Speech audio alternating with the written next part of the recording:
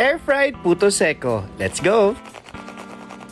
Combine 2 cups of cornstarch, 1 cup of flour, 300 ml condensed milk, 1/4 stick of butter, and paghalu-haluin mo lang hanggang makapag-form ka ng isang dough. And yun lang. Wala ka ng ibang kakailanganin. Kailangan mo na lang magmasa ng magmasa. So, minasa ko siya until maging smooth siya, malambot, and enough for me na ma-mold siya. And kapag in-stretch mo siya, nasa borderline siya ng malambot at hindi. Gets niyo yun? Ay, hindi siya enough kasi pag masyado siyang mahaba, that means basa pa yung dough mo, kailangan mo pa siya lagyan ng onting cornstarch. Stretch it and depende kung gaano kalaki or taba ang gusto mo. Usually, binibake to for 150 degrees for 10 to 15 minutes. And since wala akong oven ngayon, meron lang akong Philips air fryer. Ang napansin ko sa air fryer, parang mas mabilis siyang makaluto kesa sa regular oven, electric or gas stove man yan. Kasi, itong Philips air fryer ay gumagamit ng rapid air technology that balance out the heat from top to bottom ng pinakalalagyanan niya. Ayun, so for this recipe, 120